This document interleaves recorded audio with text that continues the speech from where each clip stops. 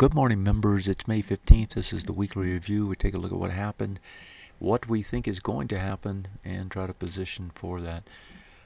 Down week last week, 1% up across the board on the Russell, the Dow. Most of the Dow was the Apple breaking down. Russell starting to get hit as a result of the various commodities getting hit, partially as a result of the dollar moving higher. Elsewhere, if we look at the monthlies here, the year to date, almost 6% lower on the Nasdaq at this point. Russell down 3%, slightly higher on the S&P at this particular point in time. If we take a look at the technical summary, starting with the indexes, each attempt to buy the small dips has ended up being sold again, and we can see that here on the S&P. Each of these dips down each time, right? Tries to rally, gets sold, tries to rally, gets sold again, tries to rally, gets sold again. And that's happened over and over. But if you look at it from the larger perspective, right, this small range up here is only about 2.5%. The bigger move down, if it's going to come, is going to be on the next range expansion. And if we do a range expansion off of this, you can see that's going to get us down into what was previously a bearish retest regen off that 1993 level. And so if this S&P does break down, right, the intention is to reach back into this level on this range expansion that will take place. And as we've already talked about previously, it would be a break of multiple swing points on multiple time frames, because now we have that swing point here as well on the weekly chart. And so that's the way the S&P is lining up. If we look at the other technical structures here on the S&P, you can clearly see this head and shoulders type situation in the classical, and it's almost perfectly lined up. And so when you see something like this, you can bet everybody else sees it as well. And so now everybody, I am sure, has keyed on this ideal of a neckline in this area, and a break of that neckline being the distance from here, right, getting projected down to there. And so when you look at it from that perspective, this is what most people still look at. And that pattern is set up. And so if it starts to break, you're going to see the programs kick in and try to push it lower. Now on the Nasdaq, it's a little bit different story. The Nasdaq is sold off much deeper. In other words, we've only got 2% plus on the S&P, but here on the Nasdaq, it's already about 5%, right? It's a fairly significant drop at this point already. If you do a range expansion on this, that would take you all the way back into these lows, way back at about 44.25. So the Nasdaq has a lot more to lose if in fact we do start to break down. And a big part of that breakdown, of course, is Apple. If we pull up the Apple chart, Apple finally breaks on Thursday, breaks on multiple time frames now. So that 92 level previously, so here on the daily, you can see it was about 93.5. Let me see, 95 and a quarter. No, it's actually 93, wasn't it? Yeah, 93.32. On the weekly, that was the 92 area. Remember, we had this 92 area back here from August. Tries to get to it, doesn't, gets a big rally, right, breaks down, and now finally breaks underneath it on the weekly.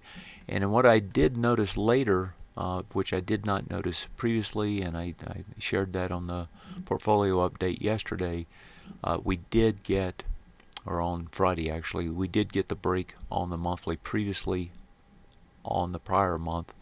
I did not pick up on that. That break wasn't of this 92 area. There was actually a swing point low over here at 95. And so we have breaks now on multiple time frames on Apple.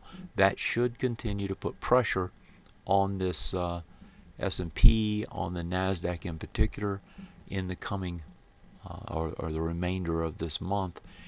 On the weeklies, a couple weeks bars down, a couple bars down here on the monthly. So look for Apple to continue to put pressure on the markets, and look for these other factors like the NDX setting up ABCD structures, right, to also put pressure on these markets.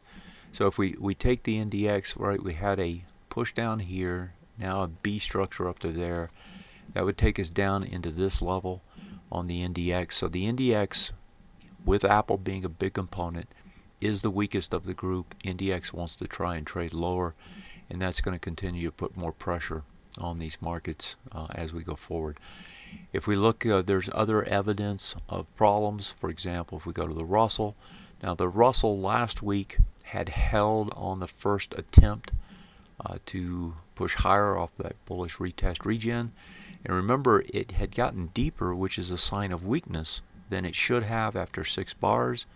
And so as it gave us that weakness, right, that we saw, where we shouldn't have seen this all the way down on a full retest regen, right, that bounce really didn't regenerate higher. It attempted to get higher and then eventually rolled right back over. Now it's underneath that swing point high.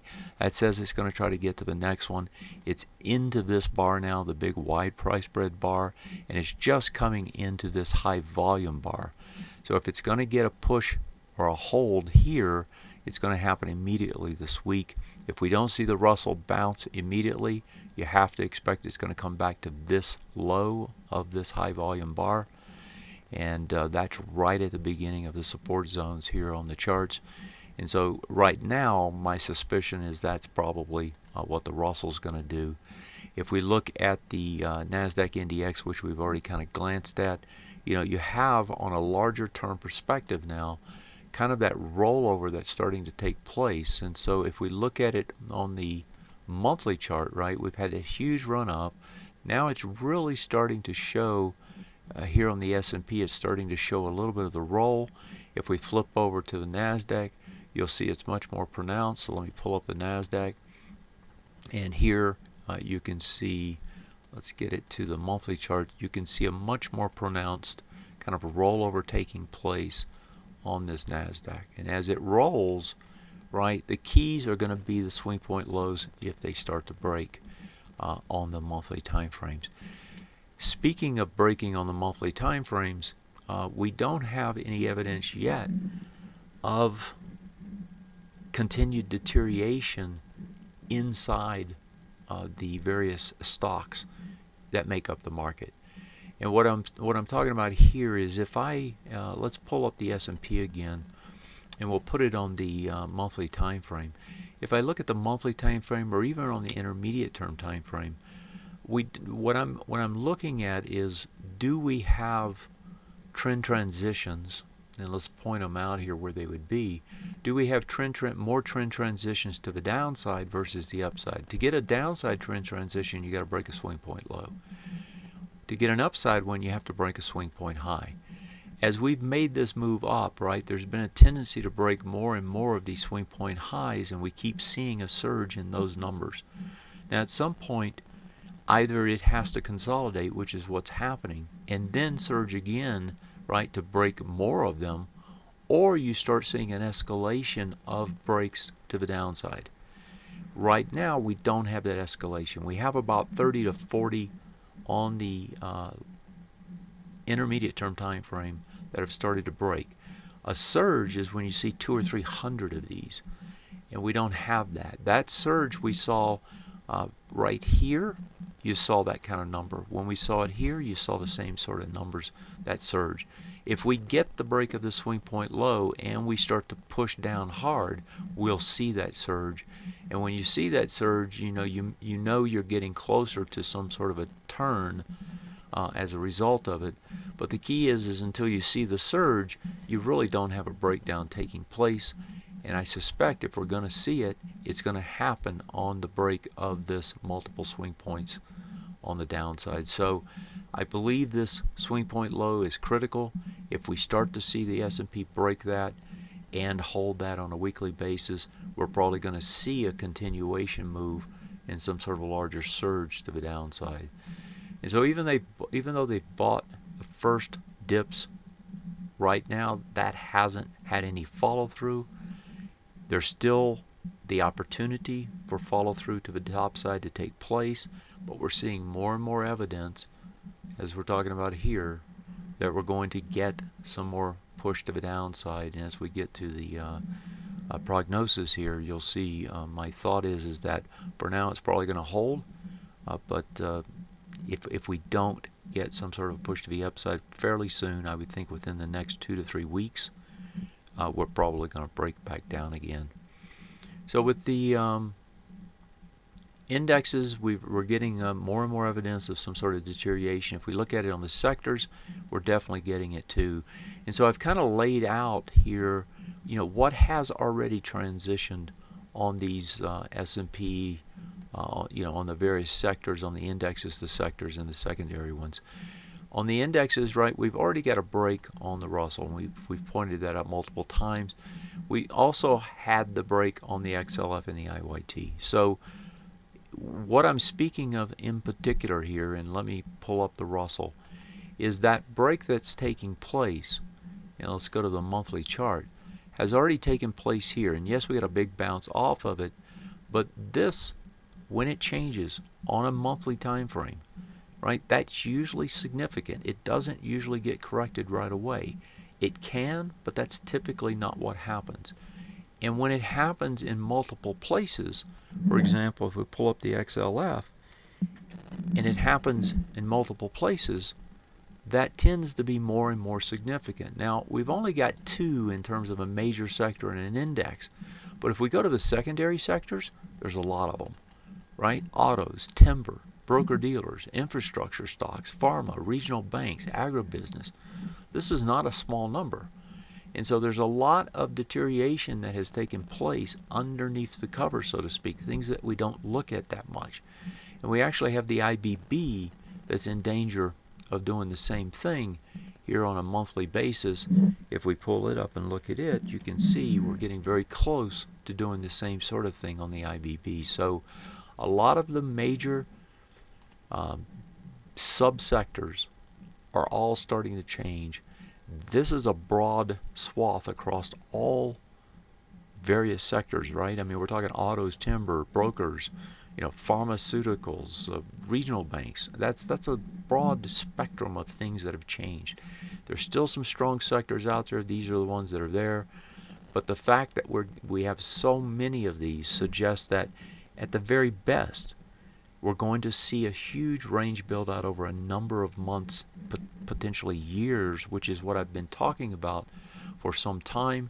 At the beginning of the year, I outlined these ideas with you that these equity markets are probably not going to crash, but they're probably going to do some sort of a decades-long type, 70s up and down, wide range, multiple years. And so the more I look at what's happening, the more it looks like that is in fact what's taking place. And so we can't expect breakouts to be the trades. It's really selling the tops and buying the bottoms, and we've got to ingrain ourselves to believe that and to do that, which I actually traded very badly the last week and a half.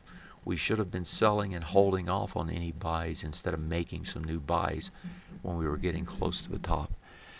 ETF highlights and stocks. If we highlight what happened, Apple we've already talked about. It's given up the ghost now and has broken on multiple time frames. That's going to continue to put pressure on the NDX. Metals and minings. This is something we don't typically look at, but it's a interesting story that's starting to take place here, because we had so much of the infrastructure, industrials, the XLB type stocks all rising. And it was a result of what had taken place, I believe, for the most part, what had taken place in China. And that is that China pushed out huge amounts of lending again in the first quarter. We saw a spike back up February, March as a result of that. And that was in this metals and minings. If we pull this back and look at it on a weekly, right, these are industrial metals. These are not your gold and silver stocks. What did they do? They bottomed out in January and started to push up, and they made a huge recovery. We went from $11 almost, about $11.38, all the way to $25. That's a huge percentage gain, more than double, right? Now we're seeing an escalation in volume off that top, and that suggests that we're going to have problems as we pull back. Now, if this doesn't cave in, and it's possible it could, but if it doesn't cave in, it's probably going to at least come back and test this lower boundary down here, price point there is about $19. On this one is about $18.62. So somewhere in the thick of this support zone, then potentially a bounce. And this low last week now with all the volume on it, if we continue to see selling this week, that low is going to be resistance on the way back, anywhere from about 21 potentially up to about 22. And if that in fact ends up being the topping process, right, then we could see, a period of time where trades take place in this area and then eventually a break back down, right, much deeper. So don't, I guess my point is here is that this sector, which was a huge driver in why the indexes moved higher because so many stocks got a lift, that sector looks like that trade is over. And so my concern is that more than likely what you're going to see is the silver market and the silver stocks do the same sort of thing. So far they haven't. They pulled back, but not much volume. But if they do, then we're going to see them come back in deep retraces and potentially the gold stocks as well. So we have to be very careful with any forays into the stocks, although gold and even silver to a little lesser degree probably still are going to look okay. That's the metals and the minings, and a big part of that, of course, all of this is the dollar. So let's take a look at it. Now what the dollar, as we had seen, is even though we broke down under these swing point lows on the ETF, the actual index actually held up. And that hold higher on the on the index, the dollar index, that resulted in us not having the multiple swing point breaks that we saw here on the UUP, the ETF. And so this push back up and a big spike on Friday, right, underlines the fact that this really hasn't broken down. If we go to the monthly, what we really have is even on the ETF is we have just a little bit of a range extension, but that range still in effect. We're still at the bottom end of that range. You would expect this thing to trade back into this area. So expect the dollar to continue to increase in price. And if it does, again, those metals, minings, and so forth, they're going to get hit most likely because a big part of that trade, if for that big range, then we're going to expect to see it push up. That's going to continue to put pressure because the big part of those trades is a dollar-related trade. So in finality here, let's go to the bottom line. What do we think is going to happen?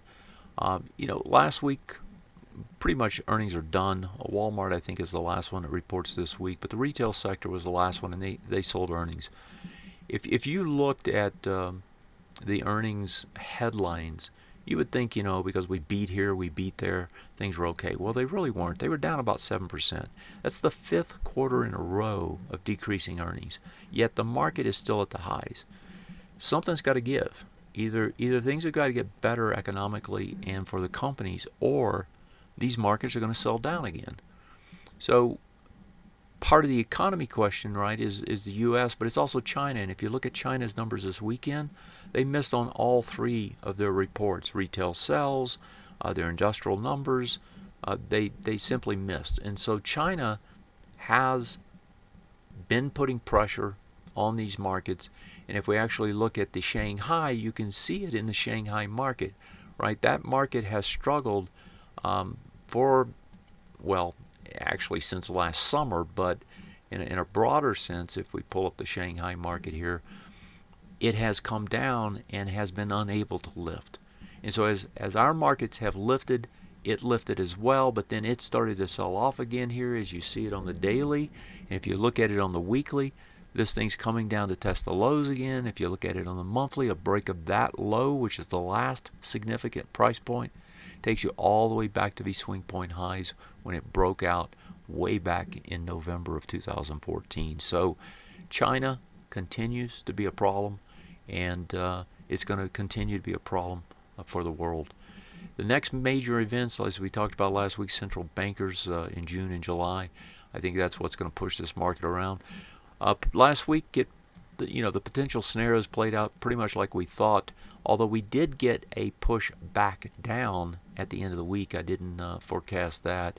As far as what do we think this week, best case you just pop straight back up, and so that would mean that here on the S&P, it holds this little boundary at this ledge that is held so far. It holds it and just pops straight back up.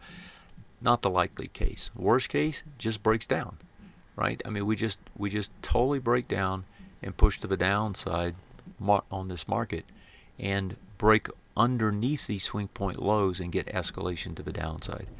What's the likely case? Well, the likely case is probably in between that, and that is that those two swing point lows, they get tested, but they don't break. And so if we come back to the S&P chart here, we come into these two swing point lows. The lowest one's about 2022, the other one's 33. You come into them, you test them, you hold, you bounce again. And that seems to be probably the more likely case. So you can read the fundamentals here and the long-term themes, but in general, this market continues to struggle. It's had a huge push up, but that struggle still can be viewed as a consolidation. The problem with that view is that we've got a lot of deterioration under the covers again, and we've got that deterioration taking place in the major indexes, in particular in the NDX and the NASDAQ. And with Apple breaking down now, that's probably going to continue to be pressure. So I suspect, at least for now, upside is going to be limited in that particular index, and that by default is going to keep the rest of the indexes pretty close to where they are without any kind of a leg forward. If we're going to get a leg up, it's going to be later, probably not now. So consolidation at best. Worst case, it's distribution. We'll probably know more probably about another 2 or 3 weeks from now. That's it for today. Have a great one. Thanks. Goodbye.